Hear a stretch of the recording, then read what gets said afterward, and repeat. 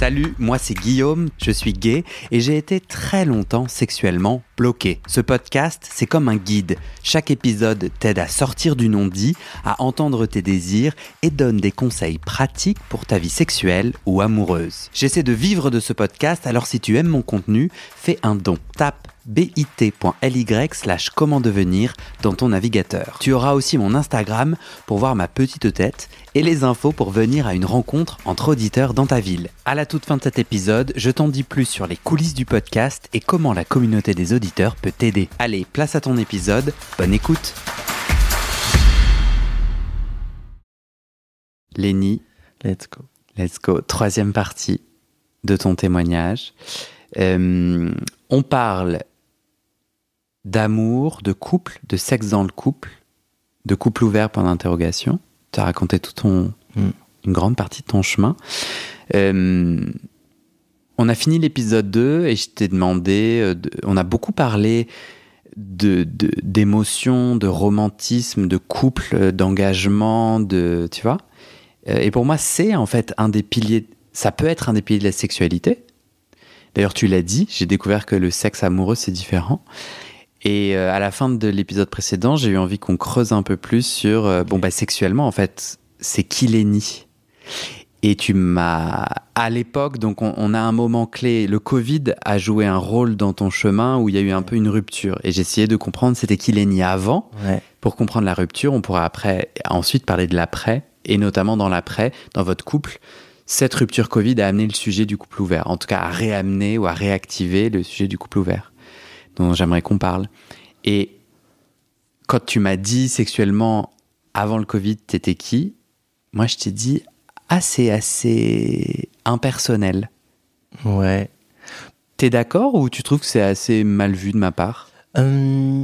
Disons que je saurais pas. En fait, je trouve que c'est une très bonne question. Enfin, j'ai pas quand je pratiquais, quand je repense à cette période et je pratiquais, j'avais toujours cette idée de donner et prendre du plaisir à la fois, peu importe avec qui j'étais. Et c'était pas une question de moi, qu'est-ce que j'avais envie de faire ce soir avec tel partenaire. Ok. Et c'est pour ça que j'ai un peu du mal à répondre à cette question, parce que je me suis dit, ça m'est déjà arrivé d'avoir des plans et en fait de me dire, en fait c'était un plan cool parce que en fait genre on a juste fait de la fellation, admettons. Enfin juste. On a fait c'est juste parti en fellation et en fait c'est très bien. Parce que l'autre prenait du plaisir. Parce que l'autre prenait et parce que j'en ai pris. Et en fait ça m'allait parce que je me suis dit, si c'est mutuel, c'est très bien. Ouais. Est-ce que à cette époque tu as identifié des pratiques qui te rapprochent plus de prendre et de donner du plaisir alors ? Parce qu'en gros tu es en train de me dire, mais moi tu sais quand je mange, je peux manger de tout tant que j'ai de la joie.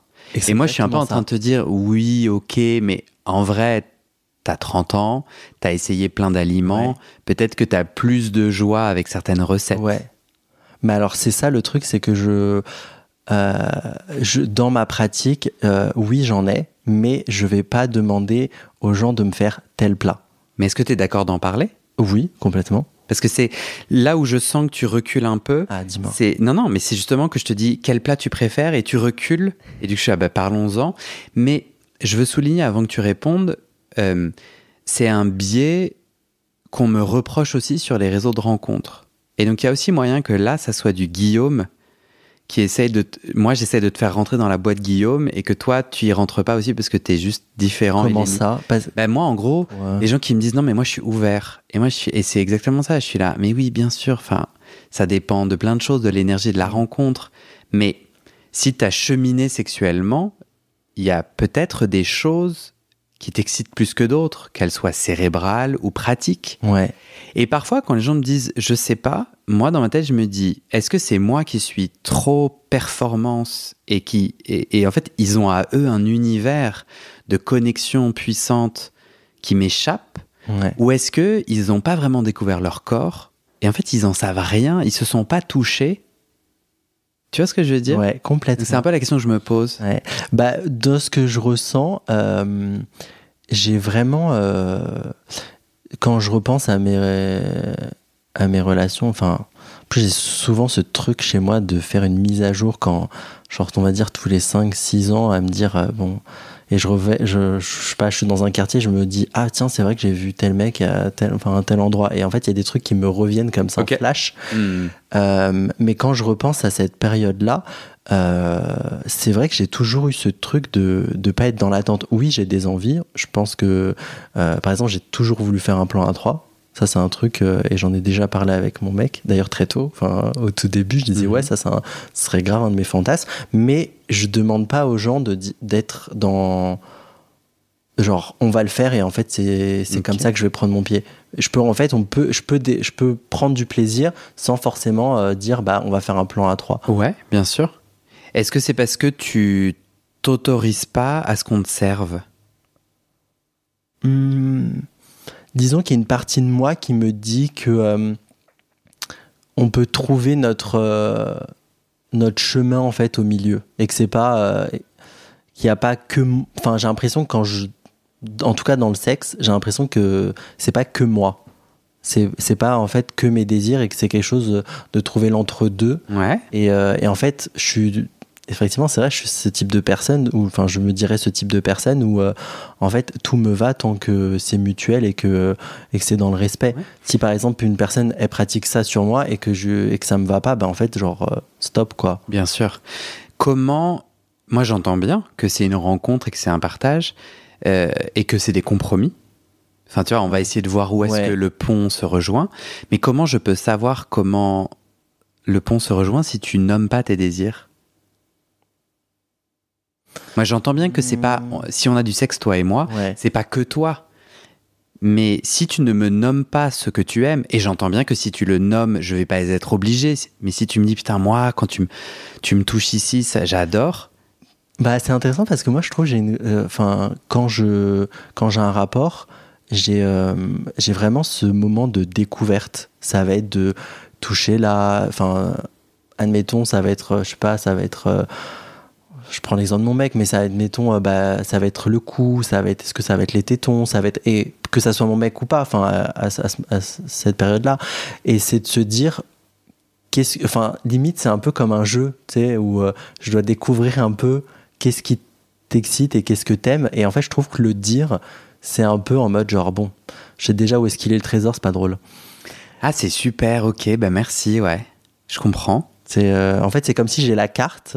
Et en fait, je dois la tourner, tu vois. C'est pas trop où est-ce que je dois faire des... Enfin, j'ai cette image, tu vois, de jeu.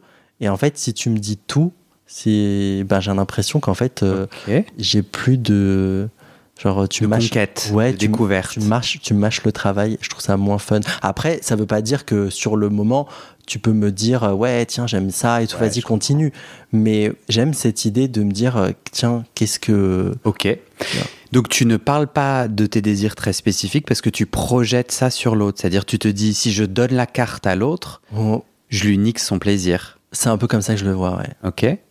Parce que j'ai l'impression que si en fait, si admettons, je dis, j'aime ça. J'ai l'impression que si la personne, elle fait ça et qu'elle le fait pas bien, admettons, bah, j'ai l'impression que elle va être déçue aussi. Donc j'aime bien cette idée aussi de on peut être dans la séduction, ouais, j'aime ça aussi, mais j'aime bien aussi découvrir et de se dire, ah, mais en fait, genre je pensais pas aimer ça. Et en fait, me surprendre. Alors que j'ai l'impression que si tu parles trop de ce que tu aimes, on rentre sous une forme de protocole et en fait, on répète un peu ce qu'on s'est dit par message ou audio. Ouais, complètement. Ben, ça me parle vachement parce que je suis écartelé entre ce désir de script super chouette, parce que moi, en fait, j'adore les répétitions et les rituels. Ok. Genre, moi, tu vois, genre, j'ai vraiment... j'ai un endroit à sushi où je mange toujours la même chose et qui est vraiment... mais même chez moi et tout, j'ai des petits menus et ces répétitions, moi, ça manque vachement. Enfin, ça m'apaise de ouf. Je suis pareil que toi là-dessus. Versus, ça limite ma sexualité, je trouve. Mais je trouve des fois aussi, c'est bien d'avoir ces codes parce que tu aimes ce que tu fais. Mais tu vois, est-ce qu'il n'y a pas des fois cette idée de...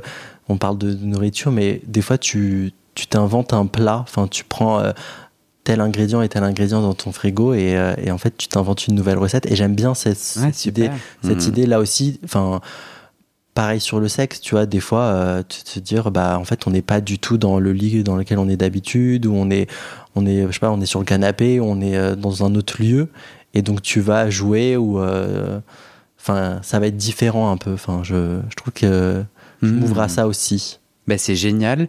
Pour moi, moi, je crois que j'ai envie d'atteindre ça.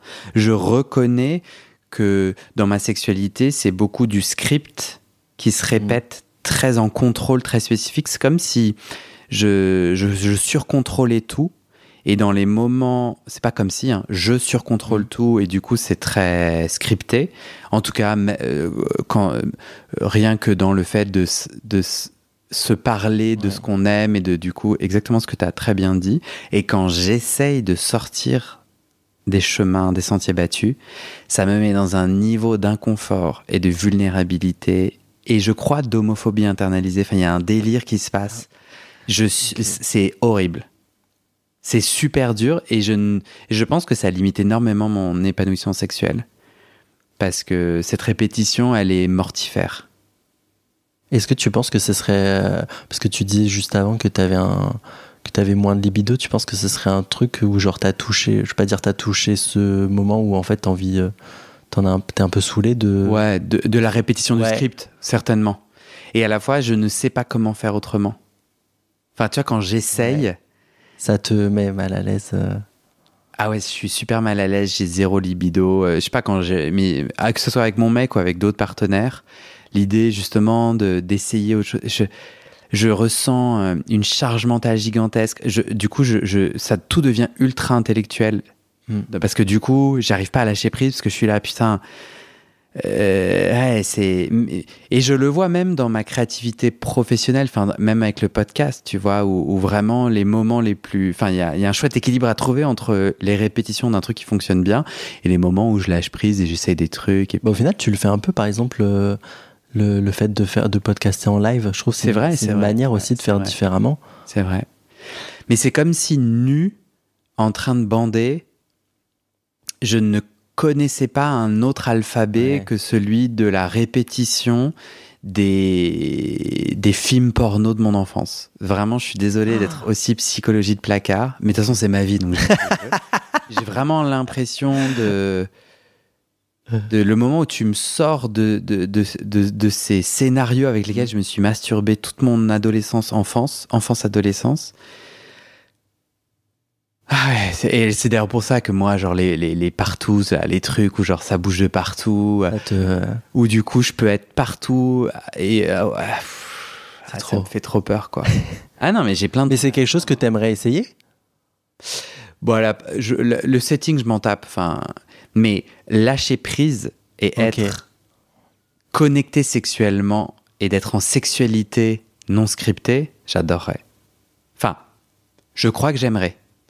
Mais pour être honnête, genre, je ne sais pas bien cuisiner parce que aussi, j'arrive pas à créer des plats. Hein. Enfin, en fait, mon alimentation, c'est marrant, je parle beaucoup d'alimentation et tout, mais j'ai à peu près les mêmes problèmes, quoi. J'ai du mal à...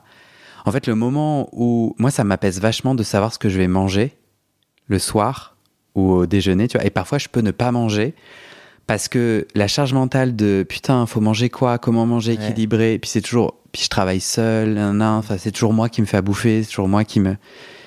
Ça m'écrase, quoi. Toute cette découverte, cette créativité, c'est vraiment compliqué pour moi, ouais. Ça m'angoisse, vraiment. C'est impressionnant. Enfin, j'avais jamais entendu ça avant. Ouais. C'est trop intéressant.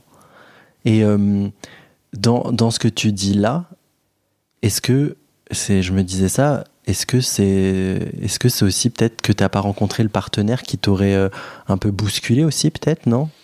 C'est très, très possible, ouais. Il y a des gens qui disent « Ah non, ça, on va changer un peu » et en fait, t'es déboussolé, mais tu te laisses aller aussi, tu vois. Des fois aussi, une manière de te faire accompagner. Ouais, je les autorise. Je n'autorise pas. Je vois que je n'autorise pas ça dans ma vie parce que ça me met vraiment mal. Mais sexuellement, mais même genre C'est bizarre, ouais. Même. Ah, t'as une anecdote en genre, tête. j'invite je vois des potes, Ok.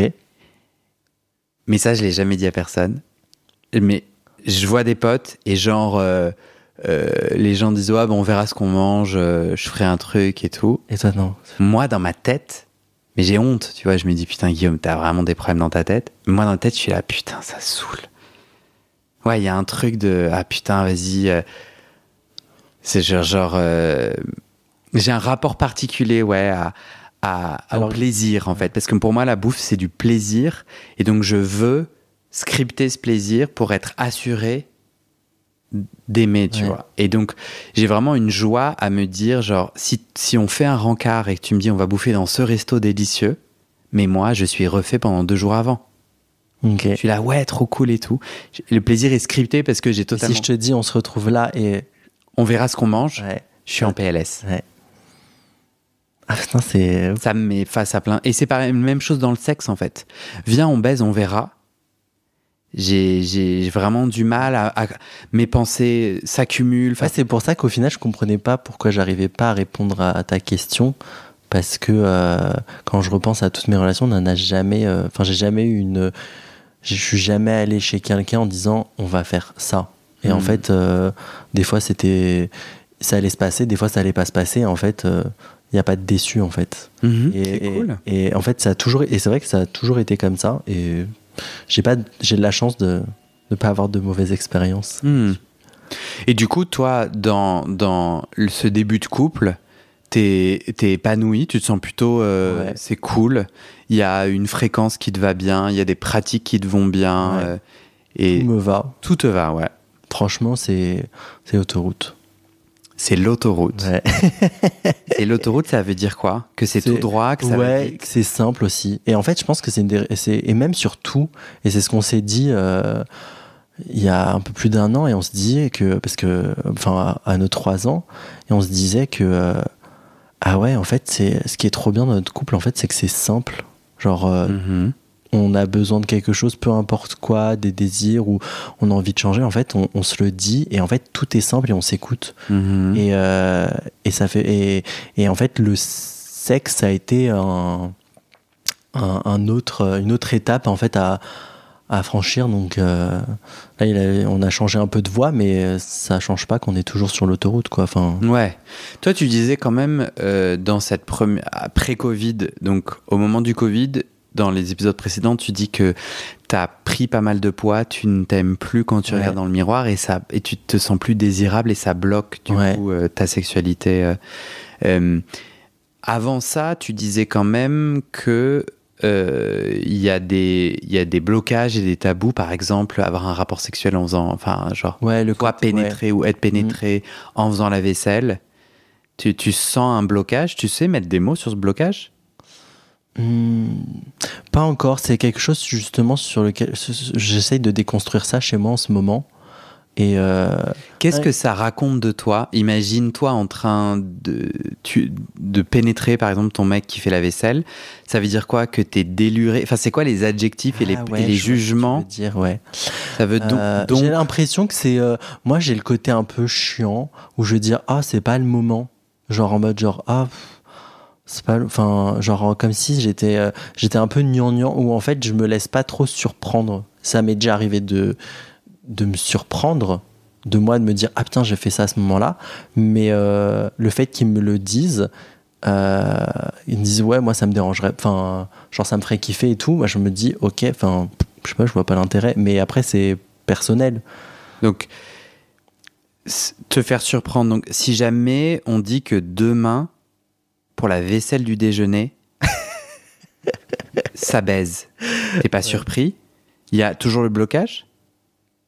Bah, j'ai l'impression que je pense que en fait c'est intéressant, c'est que j'ai vraiment ce blocage où en fait je m'autorise, c'est assez contradictoire ce que je te disais juste avant, parce que le fait d'être en couple avec mon mec, j'ai l'impression qu'on est tombé dans ce truc un peu vanille et de le faire dans le lit et tout ça, et je pense que si ça aurait été avec un plan à l'époque, c'est quelque chose qui aurait pu se passer, parce que t'es dans ce truc de désir et en fait tu connais pas l'autre et tout ça. Et le fait qu'aujourd'hui ça soit mon mec qui me demande ça, ça me perturbe un peu parce que j'ai l'impression qu'il change un peu les codes et en fait je dois aujourd'hui moi aussi changer mes codes, de me dire maintenant qu'on est en couple, en fait, que on est en couple et que ça fait un moment, que en fait on peut instaurer des nouvelles choses, qu'il peut y avoir des nouveaux moments. Donc toi c'est plus la peur du changement. Ouais. Le blocage c'est plus le changement parce que est-ce que c'est péjoratif un peu de baiser en faisant la vaisselle, non, genre non, il y a pas de c'est sale ou c'est mal, il y a pas un peu de ça. C'est plus moi qui suis des fois en mode genre c'est pas pratique, mais non, c'est pas c'est plus mon côté logistique, mais non. Parce que quoi, il va en foutre partout en nettoyant? Ouais, tu penses? Ou ça sera pas fait? Non, La vaisselle sera pas bien faite. Non, je rigole. Non, je pense que c'est plus le changement de me dire. Mais c'est pas. C'est vrai que je vois ce que tu veux dire. Et non, il n'y a pas ce côté sale ou quoi, mais. En fait, toi, quand tu dis on a une sexualité vanille, en fait, dans le dictionnaire un peu urbain partagé, le sexe vanille vient définir une sexualité que la société d'aujourd'hui considère traditionnelle ou normale, avec les énormes guillemets, la norme étant une construction, versus une sexualité non vanille. Merde, j'ai oublié, on dit comment? BDSM. Comment on dit? Vanilla sexe et. Quand c'est pas vanille. J'ai pas l'autre. C'est pas ok. C'est pas dans mon vocabulaire. Ouais. Mais donc, ça va être tout ce que aujourd'hui est considéré comme hors des normes. Alors, gros guillemets. Ok. Et toi, je crois que ce que tu voulais dire, c'est... Moi, j'ai une sexualité... Il y a des cadres cadrés où on kiffe. Et quelque part, si tu me dis viens, on baise en faisant la vaisselle, c'est hors cadre. Mais c'est pas tellement une question de pratique un peu plus osée, n'est-ce pas? Ouais. C'est pas tellement ça le sujet. Ouais, non, c'est pas. C'est le changement. Ouais. Et c'est juste qu'aujourd'hui, je dois accepter que ça change et sur plein d'aspects. Je pense que c'est ça aussi quand tu arrives à avoir. Ça va faire 5 ans. Et donc, je me dis aussi, c'est qu'à nous de nous redécouvrir sexuellement. Et comme il y a d'autres choses sur lesquelles j'ai accepté au niveau du changement, par exemple dans sa vie. Artistique, sa vie professionnelle, mais en fait sur le sexe, j'ai pas encore accepté ce changement-là. Donc, dans sa vie, la sienne de ton copain ou la tienne? Non, la sienne. Ok, il a fait des... il a eu des changements de parcours et des changements de vie. Ah, ça t'impacte ça? Qui fait que ça, je l'ai accepté, ouais. Ah, c'est très intéressant. Ouais. Mais en quoi ça te concerne? Dans le sens où moi j'ai toujours cherché une personne ambitieuse et en fait quand je l'ai rencontré j'ai senti que c'était pas un mec très ambitieux professionnellement et ça me dérangeait un peu au début et on en a parlé et aujourd'hui il est beaucoup plus ambitieux que moi. Il est beaucoup plus entre guillemets bosseur que moi et tout ça et ça a vraiment changé et je me suis dit ok entre guillemets, il faut que je sois à la hauteur, alors qu'avant, j'étais un peu celui qui lidait, et aujourd'hui, ça change. Donc en fait, ce changement-là, je l'ai accepté, c'est juste que sur la partie sexuelle, je l'ai pas... C'est qu'en fait, le couple, pour toi, c'est aussi un miroir qui te fait voir des trucs qui t'invitent à changer. Exactement, ouais. Et c'est pour ça que tu mets un peu la pression quand même, parce que si les actions de ton copain... Ah mais de ouf. Te font perdre de la valeur, c'est chiant. Ouais, mais même mon entourage des fois. Mais après je le vois plus comme une motivation. Quand je vois des gens faire des trucs trop ouf à côté de moi, je me dis waouh, faut vraiment que je me booste un peu quoi. Genre j'en branle pas une là. Et après ça me motive. Je le vois plus comme une motivation plutôt que de me dire je suis qu'une merde et tout. Faut que j'arrête ou quoi. Non, c'est plus de la motivation. Au moment du Covid, tu prends du poids, t'as plus de libido. C'est à ce moment-là où, du coup, ton copain disant, pendant combien de temps vous n'avez pas eu de sexe? C'est pas qu'on n'avait jamais de sexe, mais disons que je pense qu'il y a une période de creux de 6 mois. Et après, sinon, c'était une période genre tous les 2-3 mois, genre une fois tous les 2-3 mois. Ouais. Mais c'était...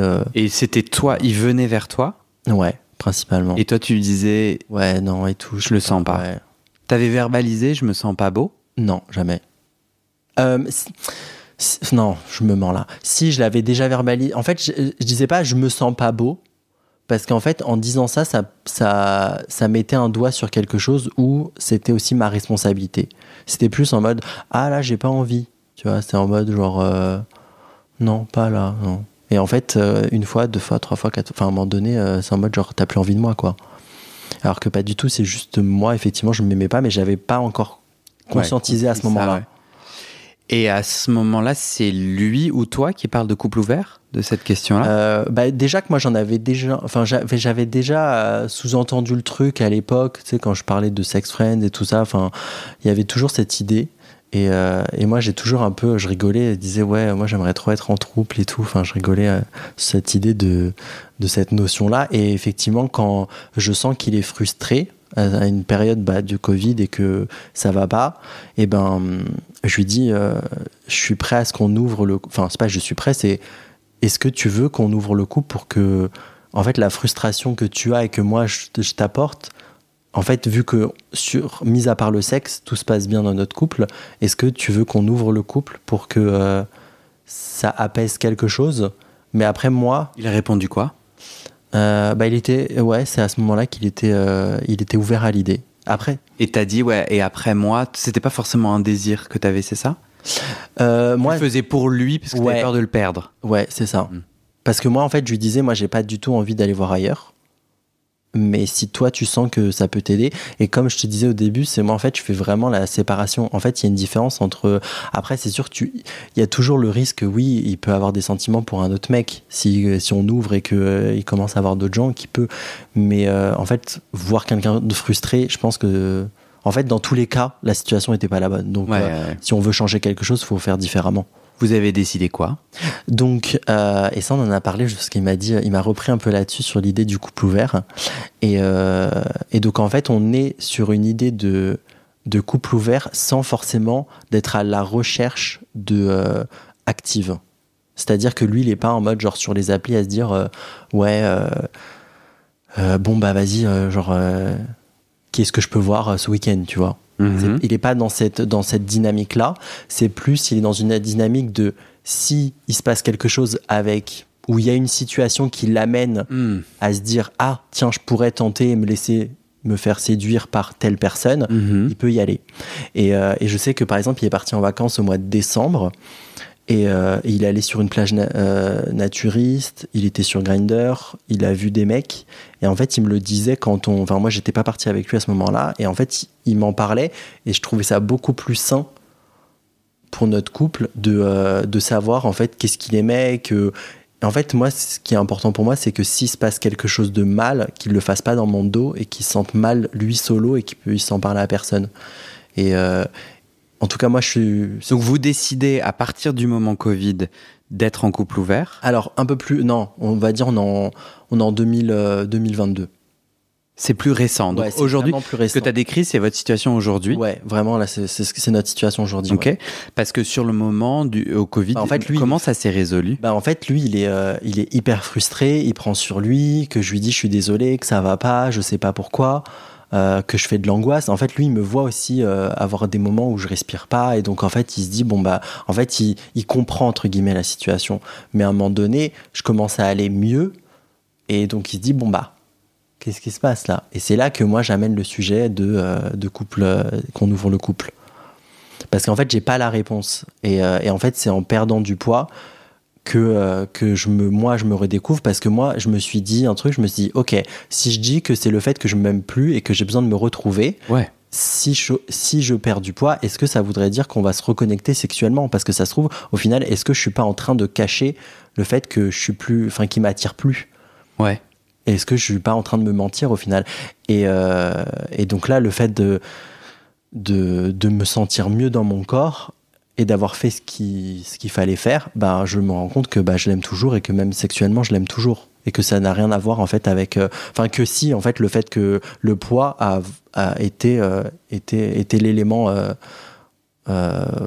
l'élément problématique qui fait que sexuellement on n'était plus alignés. Donc, et comme on sait pas pourquoi t'as pris du poids, ça pourrait réarriver. Si, je sais pourquoi. Parce que le poids, la prise de poids, c'était le fait d'être enfermé pendant 2 mois, et l'angoisse peut-être du taf, parce qu'au final, moi, j'ai été En fait, pendant le Covid, en fait, j'ai fait que bosser, quoi. Mon taf à l'époque m'a mis dans une situation où en fait je travaillais plus justement pendant le Covid et après ça a généré du stress qui a fait que j'ai mal géré. Aujourd'hui, en fait, j'ai perdu du poids en faisant un jeûne et en fait maintenant c'est devenu une sorte de rituel où tous les ans, c'est pas que je m'oblige parce que je prends le plaisir à le faire, où je jeûne pendant genre 7 à 10 jours et en fait je me reconnecte à moi-même et je le fais pas que pour le poids. Ça m'a aidé effectivement, mais ça m'a aussi aidé mentalement sur plein d'autres choses. En fait, quand tu jeûnes, tu fais une détox physique et mentale et c'est un truc maintenant où ça me permet de me reconnecter à moi-même. Donc aujourd'hui, on va dire que je suis stable psychologiquement aussi. Enfin, je me sens bien et je me sens bien aussi dans mon corps. Donc en fait, j'ai envie de maintenir ça. Et dans votre accord de couple ouvert, tu as dit tout à l'heure, il m'a repris. C'est parce qu'en fait, en préparant le podcast, vous vous êtes rendu compte que vous n'aviez pas la même définition ? Ouais, non, mais parce qu'en fait, c'est pas qu'on n'a pas la même définition, c'est qu'on est d'accord sur la notion de notre couple ouvert. C'est que c'est pas en mode genre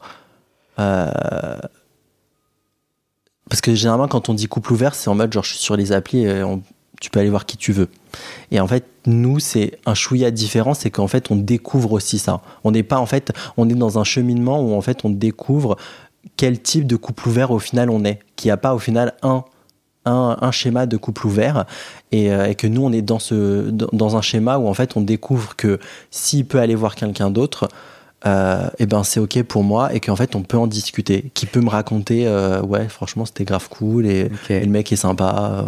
C'est marrant parce que dans tout cet échange sur le couple ouvert tu ne parles que de lui qui va voir ailleurs, parce que pour l'instant c'est pas une ambition chez moi d'aller voir ailleurs. J'ai pas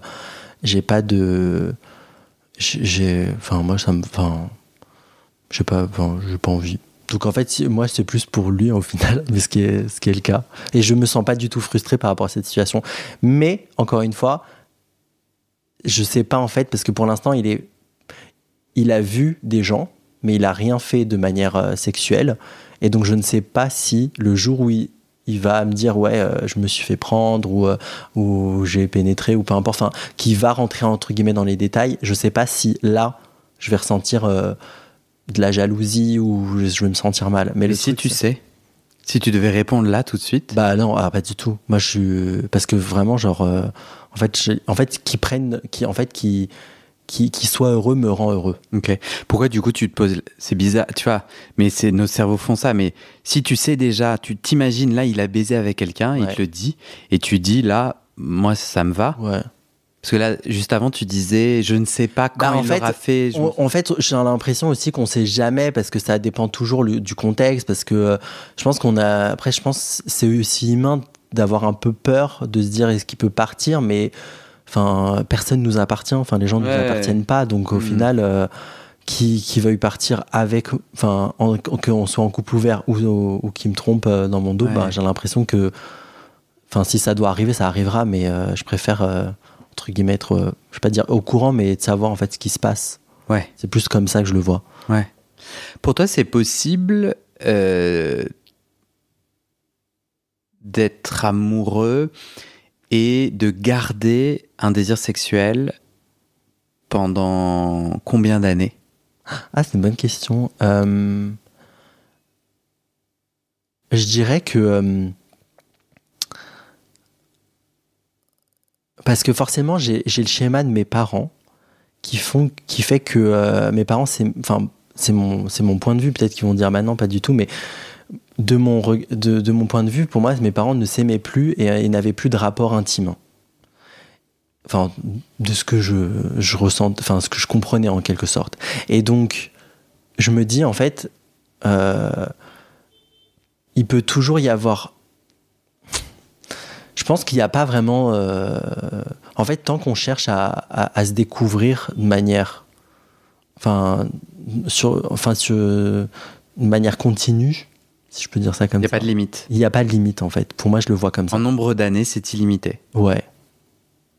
En fait, tant qu'on est heureux, il n'y a pas de Il n'y a pas de limite. Après, effectivement, si à un moment donné, les désirs sont différents, parce que je considère aussi qu'il peut y avoir un moment où lui, il n'a plus envie de moi, mais qu'il a envie d'aller voir ailleurs, et après qu'on se retrouve aussi. Parce que j'aime bien cette idée-là aussi, que c'est pas en mode genre, ah, s'il allait voir ailleurs, ça veut dire que c'est fini pour moi. Si tu vois ce que je veux dire, en mode genre, ça se trouve que lui, il va découvrir d'autres pratiques qui va me faire moi découvrir, tu vois, je sais pas ce que je veux dire. Mais si tu restes concentré sur ton désir à toi, depuis les 5 ans de couple, il n'y a pas parfois où alors, il va écouter ce podcast? Ouais, écoute. Ouais, donc du coup, tu n'es pas tout à fait libre de dire, mais en fait, c'est un peu... Ok, moi, j'adore les pâtes carbo. Ouais. Ah putain, c'est mon plat préféré en plus. C'est ton plat préféré? Ouais, putain, t'as tombé juste. Bah, il y a des fois où je les trouve tellement délicieuses, et parfois, je ne sais pas te dire pourquoi, alors que j'ai l'impression de les faire pareil, je suis un peu bof, quoi, alors que c'est les mêmes ingrédients.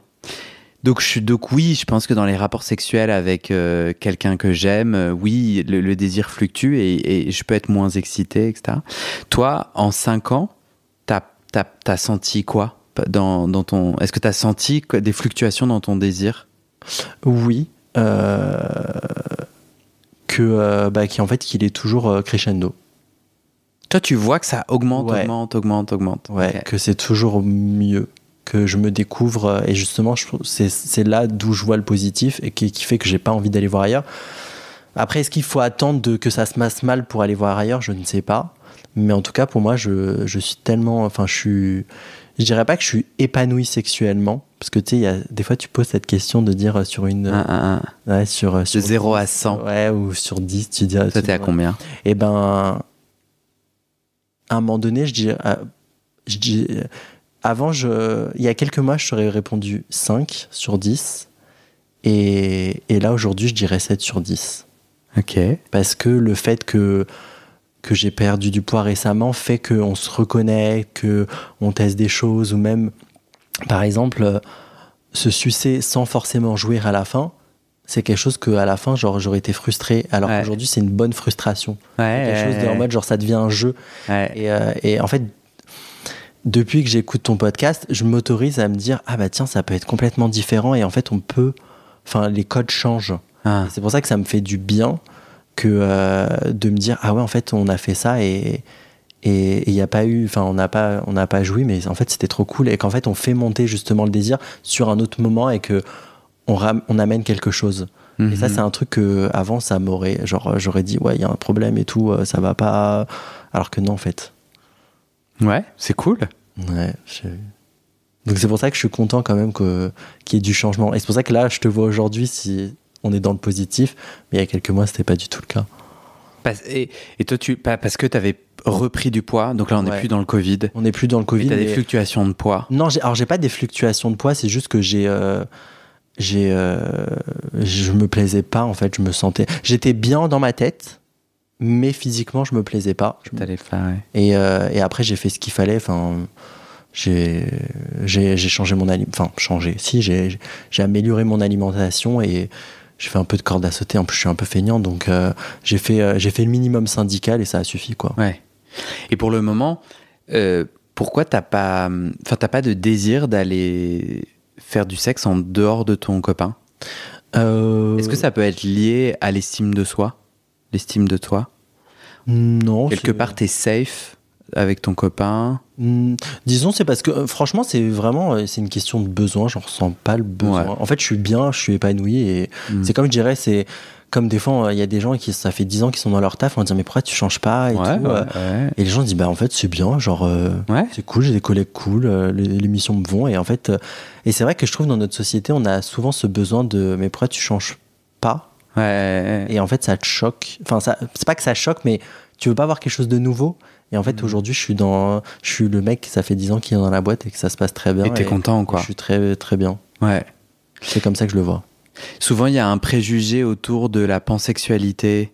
Donc, toi... Ah, je le connais pas. Le préjugé dans les orientations sexuelles qui ne sont pas gays ou hétéros, et donc bisexuels, pansexuels, etc. Donc, c'est-à-dire la possibilité pour la personne qui est pansexuelle, par exemple, d'avoir des rapports sexuels et ou romantiques avec des personnes binaires, non binaires et de tous les genres.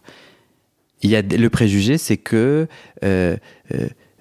tu as un désir non satisfait lorsque tu es avec un homme. Tu es donc dans un rapport gay. Ouais.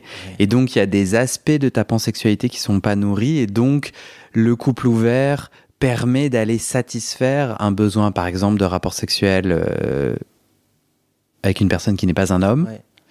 Ouais. Ça, c'est faux pour toi. C'est pas comme ça que toi, tu peux être amoureux ou en rapport sexuel avec n'importe quel genre, mais il n'y a pas un besoin, si tu es en rapport sexuel, tu n'es pas à moitié nourri, quoi. Tu vois ce que j'essaie de dire ? Complètement. Et c'est pour ça que des fois, je me dis même un peu sapio, parce que j'ai besoin d'intellectualiser un peu la relation, et d'où le fait qu'au final, on était... tout à l'heure, on parlait du moment charnel, et du sexe, et qu'on se découvre. Et en fait, moi, je suis en mode genre, en fait, on va voir, et c'est la même chose dans les relations.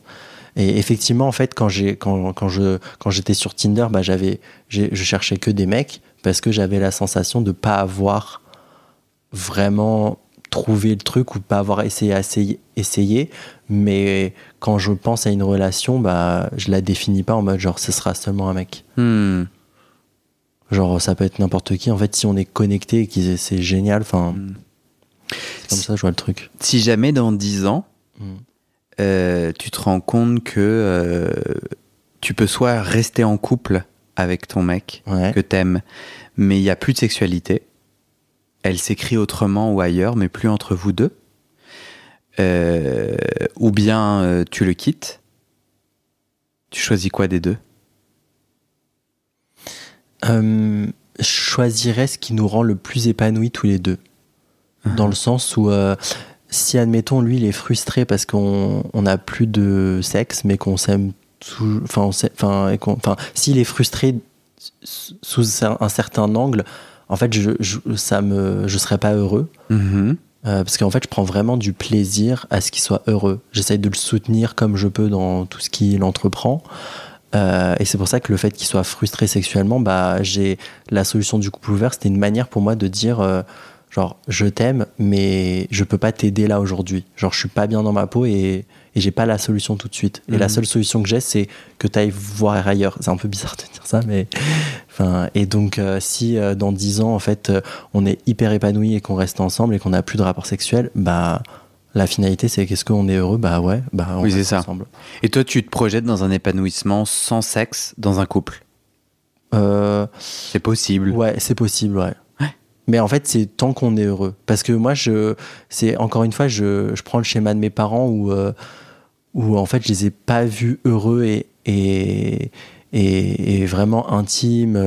Et quand je dis intime, c'est pas forcément sexuel, hein, c'est vraiment de se faire un câlin, d'être assis l'un à côté de l'autre, tu vois. Enfin, moi, quand j'étais petit, mon père, quand je prenais le métro avec mes parents, mon père, il restait debout et ma mère, elle était assise à côté de moi, mais mon père, même s'il y avait de la place, il allait pas s'asseoir à côté de ma mère.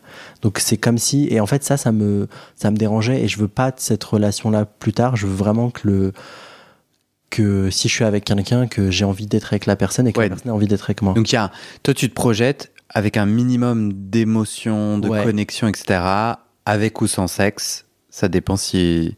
Ouais. Mais en tout cas, parce qu'il y a des gens à cette question qui disent « Ah non, moi c'est mort. S'il n'y a pas cette partie-là du lien... et c'est pour ça que j'ai des copines où elles me disaient « Ah mais moi, s'il n'y a plus de sexe, c'est mort. » Et en fait... je ne m'y retrouvais pas quand j'entendais ça. Je me disais, c'est aussi grave que ça. Genre, Et après, je comprends parce que c'est dans leur épanouissement, elles en ont besoin. Donc, il n'y a pas de jugement là-dessus au final. C'est juste que pour moi, en fait, je ne me retrouvais pas dans ce discours-là. Lénie, oui. C'est la fin. Ah, déjà. Est-ce que on peut rajouter un épilogue ? Ouais. À notre roman. Complètement. Est-ce que tu as envie de rajouter une bafouille, un propos ? Je sais notamment qu'en fait, on a parlé d'un sujet en pré-entretien qui n'est pas apparu tout seul. Mais on peut le forcer là maintenant. Ouais. Est-ce que C'est pas une obligation. Non, mais est-ce qu'on parle bien de le truc que je t'avais amené du syndrome du côlon? Ouais. Et ce qui n'a rien à voir avec tout ce qu'on vient de parler aujourd'hui. Bah, si. Ah ouais, tu trouves? Bah, si ça n'a rien à voir, c'est qu'il faut pas qu'on en parle.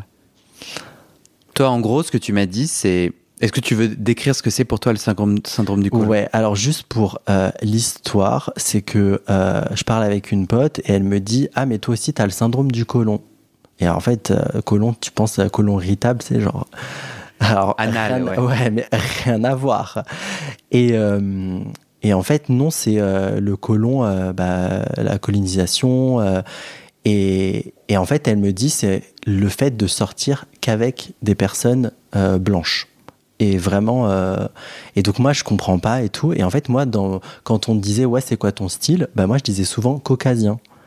Et effectivement, elle me dit, mais moi, je sors qu'avec des blancs. Et en fait, elle avait entendu... Elle se souvient plus d'où. Elle qui est une femme de couleur, c'est ça? Ouais, exactement. Et elle me dit, bah, moi, en fait, j'ai la même chose. Et je comprends pas ce truc et en fait et donc j'analyse chez moi ce truc de bah en fait c'est vrai que j'ai toujours toutes les personnes que j'ai datées, peu importe, enfin franchement il y a tous les genres, enfin je m'exprime mal, il y a tous les styles, petits, grands, enfin il y a pas de cheveux longs, cheveux courts, enfin il y a pas de, mais en couleur de peau effectivement ça a toujours été des personnes blanches. Okay. Et c'est là que je comprends que bah il y a une problématique parce que c'est pas, en fait, il y a une différence quand tu dis ouais, moi j'aime bien les mecs avec les cheveux longs et les yeux marrons. Parce qu'en fait, tout le monde, peu importe la couleur, tu peux avoir les cheveux longs et les yeux marrons. Et moi, c'est pas mon cas. Et en fait, je fais ma petite enquête autour de moi. Et en fait, je vois qu'en fait, j'ai du racisme intériorisé. Comme tu parles d'homophobie intériorisée, j'ai la même chose. Et en fait, ça me dérange. En fait, je me dis mais genre pas du tout, genre Lénie t'es pas du tout comme ça, et en fait si. Tu disais ça n'a pas de rapport avec tout ce qu'on a raconté. Bah plus ça veut dire que ça n'a aucun impact sur ton chemin d'intime. Disons que ça a fait que j'ai rencontré une personne blanche. Ton mec est blanc. Mon mec est blanc mais ça. Et tu te voyais ne pas swiper sur Tinder. Vous vous êtes rencontrés sur Tinder. Ouais. Tu te voyais ne pas swiper sur les personnes de couleur. Ouais, exactement. Et donc, c'est pour ça que je me suis dit, là, il y a un problème. Et je t'avais envoyé ce message-là en écoutant l'épisode avec Sam. Ouais. Et je questionnais, est-ce que Sam... C'était le titre, pour les gens qui veulent aller l'écouter, c'était, alors je le connais pas par cœur, Arabe Domi XXL. Fétichisation, un truc comme ça. C'est sur la fétichisation, ouais. Et c'est un témoignage en 3 parties où justement Sam, qui est, je crois qu'il est algérien, non? Kabyle. Je sais plus s'il avait dit exactement. Ouais. En tout cas, il raconte son chemin avec la fétichisation, donc tout de suite, il voit qu'il est mis dans des cases par rapport à son physique. Et qu'on lui demande de jouer ce rôle-là. Couleur de peau, ouais, c'est ça, en mode, il est forcément actif, domi, etc. Et il raconte comment, au début, il refuse, il dit, bah non, en fait, ça m'enferme, c'est étouffant. Et puis, il raconte comment après, il se dit, bon, je vais essayer, et comment il essaye de naviguer avec tout ça, quoi. Donc, ça, t'écoutes cet épisode et tu te dis, moi aussi. Alors, je me dis pas, moi aussi, je me demande, parce que, enfin, je me dis, est-ce qu'il aurait pas la même chose? Enfin, ce constat-là, parce qu'en fait, il le dit, et j'ai adoré parce que tu l'as questionné là-dessus, et il dit vraiment, moi, je date que des caucasiens, ou des personnes, enfin, à un moment donné, il le dit. Et après, il dit, il y a eu une exception. Et en fait, tu le titilles un peu, et j'ai trouvé ça hyper intéressant, parce qu'il se dévoile, et j'ai trouvé ça hyper honnête aussi de sa part, d'être sincère dans son propos.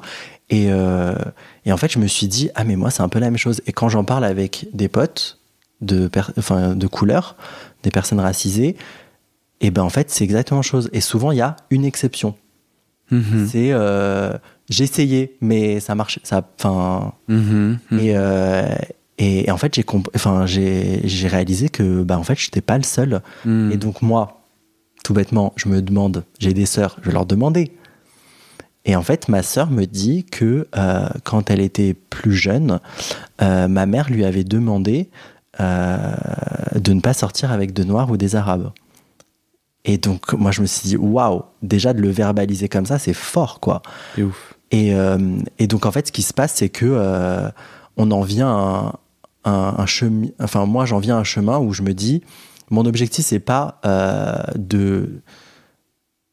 parce que je suis en couple et tout se passe bien, mais mon objectif, c'est plus me déconstruire là-dessus pour me dire, ah, effectivement, ça, c'était pas bien et ça ne va pas.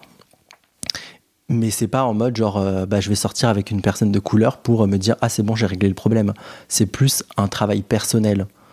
Oui, qui doit d'ailleurs être un chemin sur ta propre identité, puisque toi on l'a dit à cet épisode, t'es franco-philippin. Ouais. Ça veut dire ton papa est français, ta mère vient des Philippines. Ouais. D'accord, ok.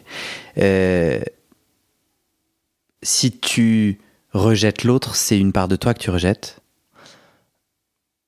C'est ouais, si, parce que tu vois, même avant, même dater une personne asiatique, c'était pas possible, alors que, enfin, il y a aucun problème, tu vois, genre, et j'aime pas cette partie là, et en fait, avant, pour moi, c'était ah mais c'est mon style, enfin, c'est mes goûts, quoi, et en fait, non, genre. Après, ce que j'ai dit, c'était une question, mais je l'ai pas bien formulé. C'est peut-être une connerie.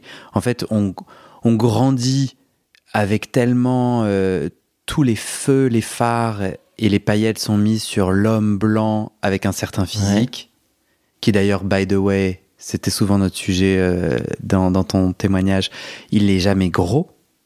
L'homme mis sur un piédestal, il est toujours blanc, il est jamais gros. Il a toujours des cheveux. Ouais. Tu vois, il a une tête.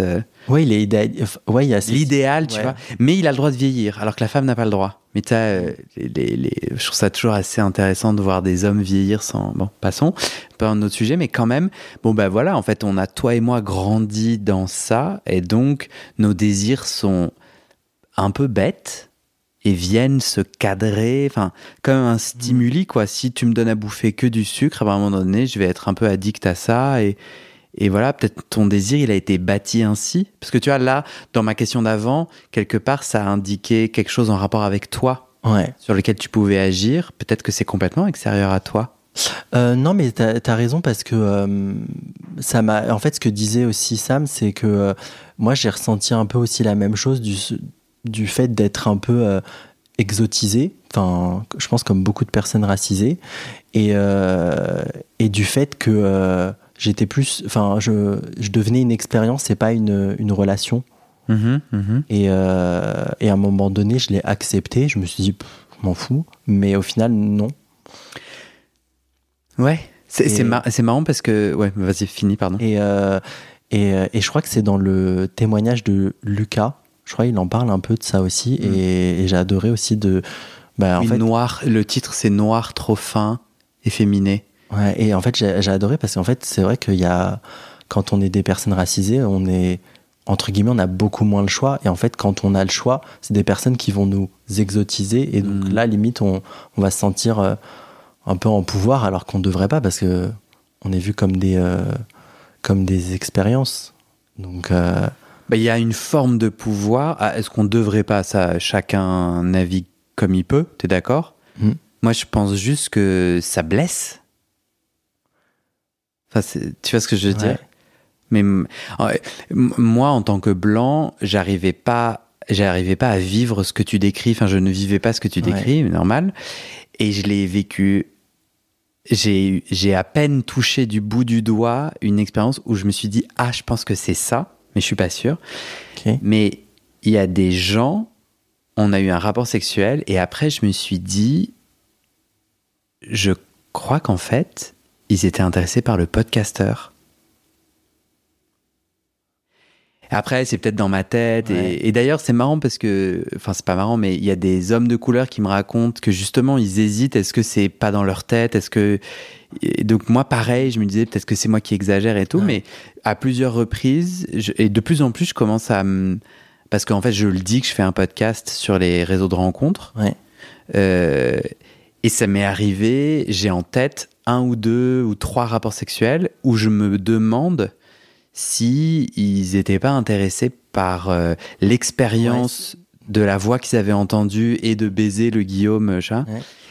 Et en fait, je me suis pas du tout senti bien.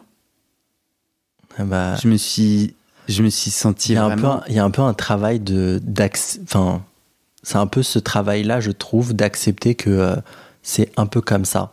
Et en fait, faire changer les choses, c'est d'éduquer en fait chaque individu en fait qui pourrait avoir des propos déplacés.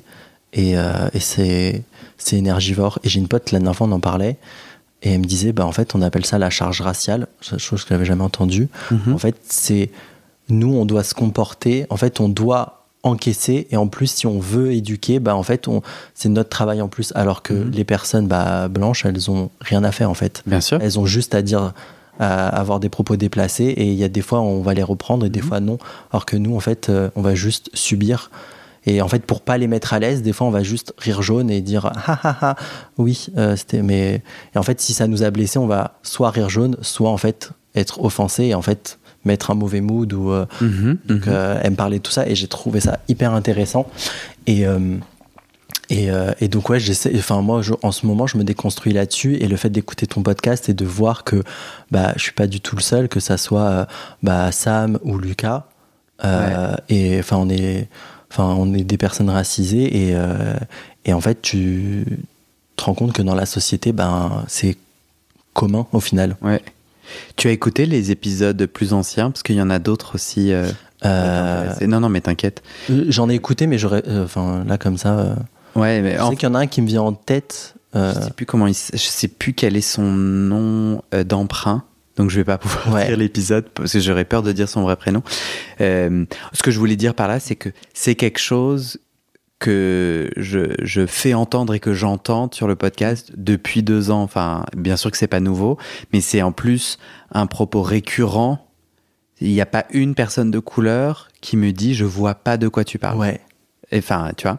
Et moi, attention, quand je donnais mon petit exemple, il est pas du tout au même niveau, mais en fait, c'est il y a un peu un ressenti. Ouais, Non, attends, mais je veux aller du coup au bout parce que sinon on va croire que je compare. C'est pas ça que je voulais dire. Je voulais dire, est-ce que la petite déshumanisation que moi j'ai ressentie, alors qu'on pourrait se dire, moi je voulais aller au bout en disant, bon voilà, c'est génial, t'es un peu podcasteur, tu peux baiser plus facilement, qu'est-ce que tu nous emmerdes? Un peu comme on pourrait dire à une personne noire, voilà, t'as plus de messages qui te disent ce qu'il faut faire, hein. Et du coup, moi, je me suis senti déshumanisé et puis ça m'a enlevé vraiment le kiff, la libido et plein de choses. Est-ce que toi, quand tu parles de fétichisation que tu reçois, ça a ce ressenti? Ça veut dire quoi, quelque part, être une expérience pour l'autre? En fait, j'ai jamais mal vécu le truc parce que je trouve que j'ai quand même bien géré les personnes que j'ai rencontrées de manière réelle, parce que au niveau des échanges qu'on pouvait avoir, je sentais que c'était soit des gens toxiques ou des gens à éviter, et donc ça s'est bien passé. Mais c'est vrai que j'ai déjà échangé avec des personnes où en fait tu ressors d'une conversation et tu te dis putain, tu te sens mal parce qu'en fait soit on va te dire ah non mais c'est mort, mais moi les Asiates c'est genre, parce qu'on a une idée en tout cas qu'on peut avoir sur des Asiates, on dit ah non c'est mort ou c'est pas ce que je recherche, et en fait tu te sens mal, enfin je sais pas si ça répond bien à ta question. Non, t'inquiète.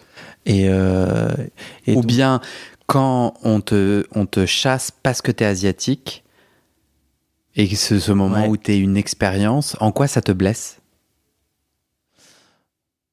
Tu te dis, moi je sais qu'à un moment donné je me disais est-ce que en fait, si je suis entre guillemets plus blanc, le fait d'être franco-philippin fait que je peux être très vite bronzé, je peux être blanc, enfin pas blanc non plus, mais le fait d'être plus clair de peau, est-ce que ce serait plus simple? Et c'est vrai que ça me fait chier parce que ça te remet en question, alors que non, ça m'est déjà arrivé de penser ça et ça me saoule en fait. Et malheureusement, ça c'est un fléau je parlais des Philippines parce que pour y avoir été, mais t'as des produits en libre service pour te blanchir la peau, et quand il y a ce truc qu'on dit que j'ai beaucoup entendu, c'est que en fait plus t'es foncé de peau, plus t'es pauvre, et plus t'es blanc, et c'est pour ça que quand tu regardes les séries aux Philippines, il y a que généralement ils sont très clairs de peau, alors que quand tu te balades, il y a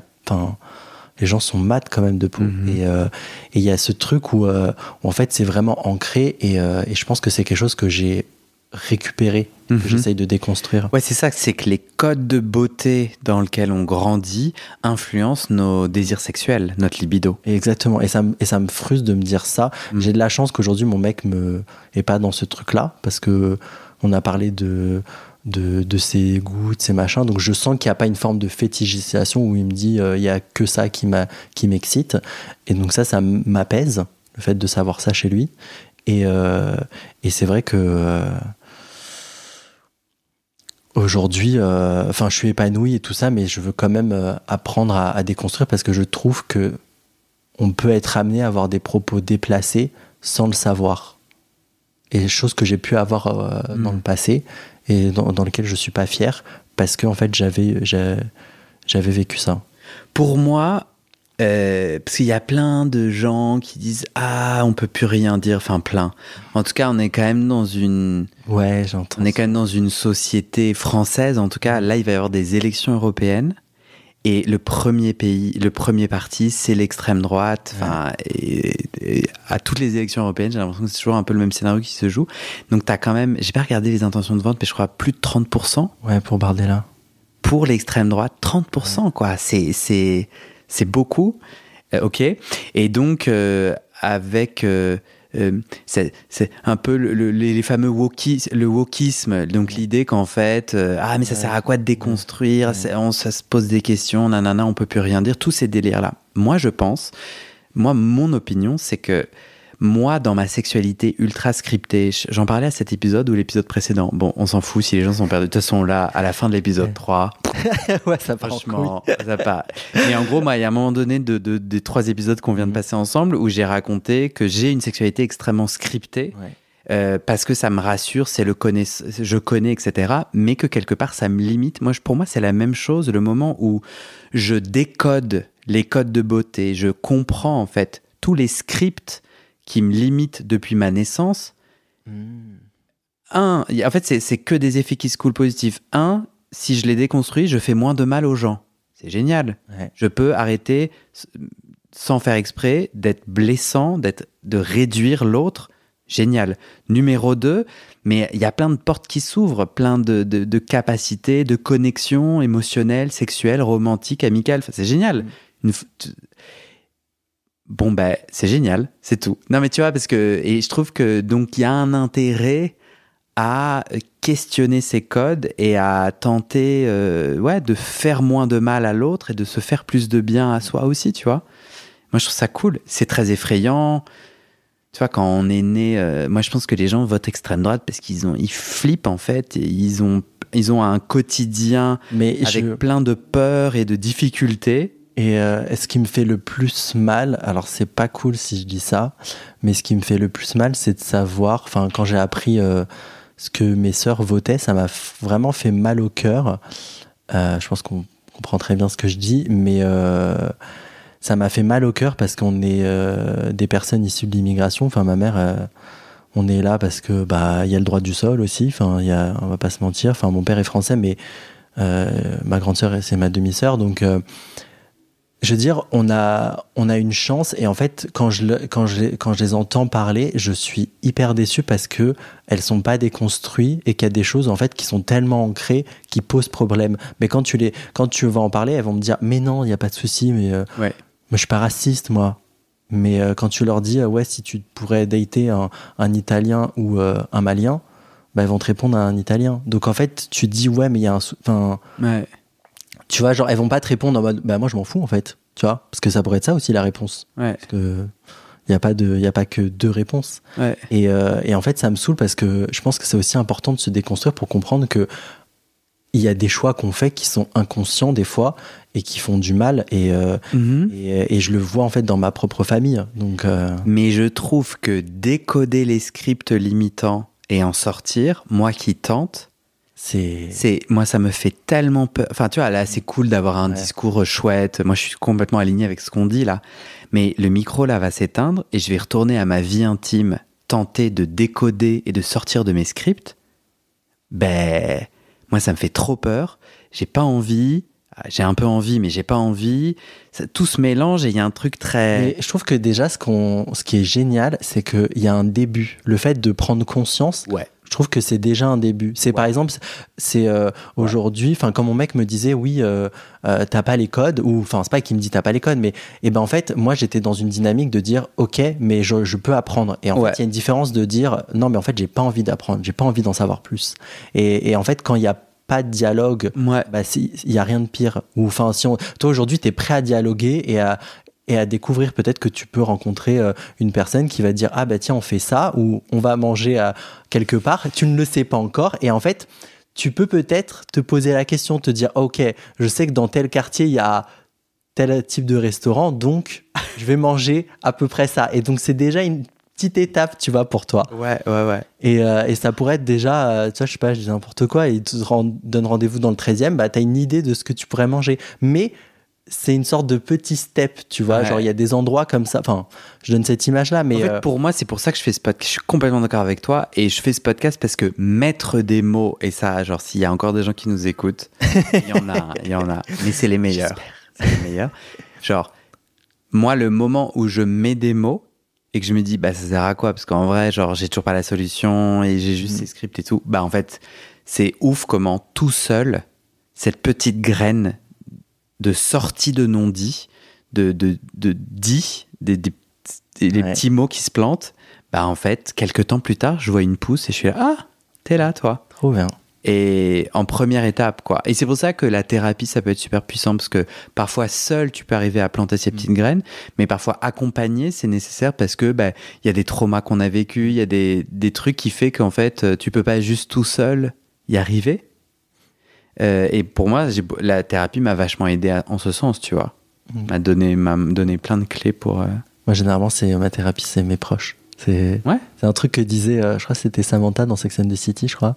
Elle disait qu'elle avait ses potes qui étaient là pour l'aider. Et moi, j'ai énormément de chance. Je suis tellement bien entouré de personnes, en fait, qui m'aident aussi à me déconstruire et qui me... La dernière fois, un truc tout bête, la dernière fois, j'ai une pote de couleur. Elle est malienne et je lui demandais, est-ce que c'est raciste de te dire que les couleurs te vont bien, te vont mieux parce que t'as la peau foncée? Et elle me dit, et en fait juste de poser la question, je trouve que c'est déjà une bonne chose, alors que chose qu'avant je l'aurais dit. Et elle me répond que oui, en fait, si c'est discriminant de manière positive ou négative, tu me dis pas la couleur me va bien parce que j'ai une belle coupe de cheveux, mais en fait tu fais référence à un aspect physique de ma couleur. Tu me ramènes à ma couleur de peau, quoi. Et elle me dit non, là ça va pas. Et en fait, j'apprends aussi, et je pense que c'est important aussi que les gens autour d'eux se posent des questions et juste demandent, en fait, quand on sait pas, des fois tu peux poser la question et dire est-ce que ça te blesse quand je te dis ça? Et en fait, ça, au final, ouvrir le dialogue, et c'est ce que tu fais très bien. Ça permet à apaiser aussi beaucoup de choses sur des fois on s'en rend pas compte, on dit des horreurs et on normalise malheureusement aussi des choses comme ça. Moi mon rêve, c'est que des gens qui entendent les témoignages de personnes de couleur qui disent que ça fait mal, du coup que n'importe qui puisse se dire moi j'ai pas envie de faire mal à l'autre, donc en fait même si je vois pas le problème, même si ça m'intéresse pas et tout, genre juste de toucher le cœur en disant et je trouve que, et il y a plein de gens en fait qui m'envoient des messages en disant putain je comprends mieux. Il y a un truc aussi que je voudrais rajouter là-dessus, c'est qu'il faut faire attention à notre entourage, parce que des fois notre entourage considère que vu qu'on est proche, on peut se permettre de dire des choses. Et je donne un exemple, quand j'étais j'avais des potes qui me disaient, en fait ils faisaient souvent cette blague quand il y avait une petite daronne asiatique, ils me disaient regarde, il y a ta mère, et en fait c'était ça devenait une sorte de running gag, et à un moment donné j'ai dit mais en fait c'est pas drôle, et en fait elle me dit mais, et on en a reparlé il y a pas si longtemps que ça, elle me disait mais en fait tu sais très bien je suis pas raciste et tout ça, c'est parce et en fait on se permet des choses parce qu'on connaît des gens, c'est ça, et on se dit mais elle sait que je dis ça pour rigoler, mais en fait en fait moi en ce moment je suis un peu la police du fun, mais parce que je suis partisan aussi d'un nouvel humour, parce que il y a des choses en fait qu'on normalise à travers l'humour. Donc oui, on peut, je sais pas si, en fait j'ai pas la réponse de est-ce qu'on peut rire de tout, mais il y a des choses en fait qui blessent, et en fait vu que t'es une personne de couleur, tu vas Enfin, t'es pas une personne de couleur, justement, tu vas t'autoriser des choses, tu vas dire, bah, on rigole, tu sais très bien, je suis pas raciste. Donc la conclusion, c'est inventons un nouvel humour, un nouveau sexe. Ouais. Un peu, parce qu'il doit y avoir des gens qui ont des fantasmes racistes qui vont devoir décoder et réencoder, quoi. Ouais. Et apprendre à se déconstruire un petit peu, enfin des petits pas vers la déconstruction. Moi, je préfère, grave chaud, déconstruire me semble être... du coup, tu vois, déconstruire, c'est-à-dire il y a quelque chose de construit que tu détaches pièce par pièce. Et je trouve que c'est un langage anxiogène. Je préfère réencoder. Ah, j'adore. C'est un langage de geek. Ouais, techos blanc. Ouais, je suis un peu geek aussi sur les bords, donc c'est... Mais on s'en tape, on dit ce qu'on veut. J'adore. Mais c'est vrai que dans déconstruire, moi, ce que j'entends pas assez la finalité qui est, en fait, quand on dit aux gens déconstruit, c'est plutôt genre déconstruit pour reconstruire un truc beaucoup plus kiffant pour toi et pour les autres, tu vois. Voilà, c'était un petit moment linguistique. Ouais. Merci Lénie. Merci. C'était top. Merci beaucoup. T'es content ? Ouais, trop content. Ça c'est bien. C'était top. Ouais. Désolé, j'étais un peu timide sur le début, mais merci. Super podcasteur. Merci.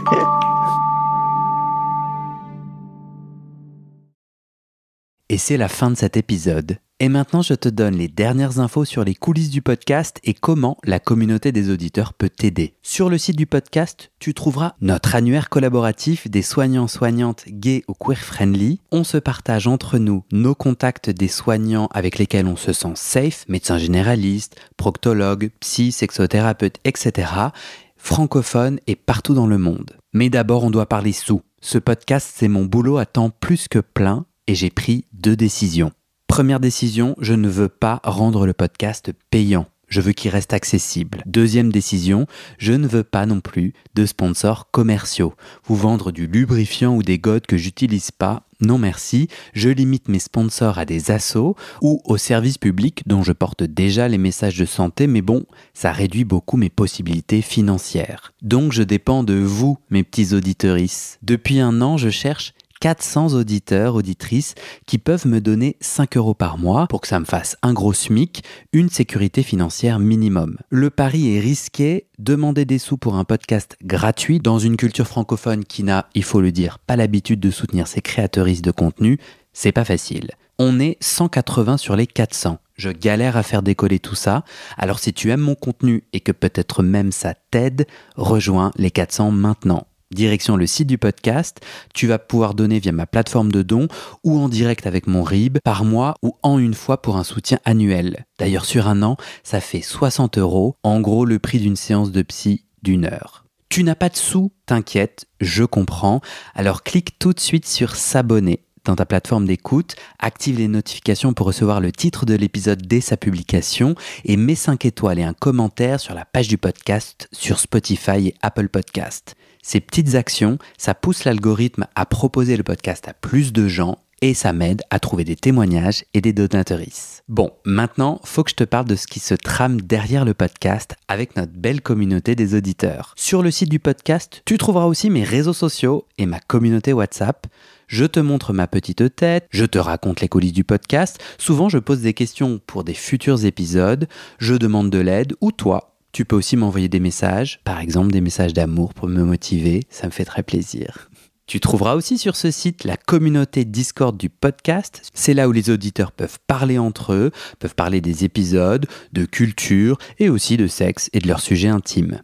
Sur le site, c'est aussi là que tu trouveras les infos pour organiser ou rejoindre une rencontre entre auditeurs ou un enregistrement live du podcast. Dans la communauté WhatsApp, il y a un groupe par ville, des auditeurs y proposent des rencontres ou si je passe dans cette ville, moi je te mets un petit message, un petit coucou et on se voit. Et enfin, sur le site du podcast, tu trouveras le petit formulaire pour proposer ton témoignage. Comme je veux faire entendre la diversité de nos voix queer, en ce moment, je cherche particulièrement des jeunes qui ont entre 18 et 25 ans, ou au contraire, des hommes queer plus âgés, au-dessus de 60 ans. Je cherche aussi des hommes trans et queer, des hommes queer asexuels ou aromantiques, des hommes queer kinky, par exemple Puppy, Puppy Handler, ou le kink des odeurs, et plus généralement, des hommes queer qui se sentent aujourd'hui très épanouis sexuellement et qui peuvent nous raconter ça. Mais bon, si tu ne corresponds à aucune de ces catégories, viens quand même proposer ton témoignage et sache que 90% des personnes que tu entends sur ce podcast m'ont dit avant ça « Oh, tu sais, je sais pas bien parler » ou « Moi, je pense que j'ai pas grand-chose à dire ». Donc, si tu sens l'envie de témoigner mais que tu doutes, c'est normal, viens, on s'en parle. Alors, va sur le site du podcast, tu tapes dans ton navigateur bit, c'est bit sans e.ly/comment devenir. Merci à toi et à très bientôt dans tes oreilles.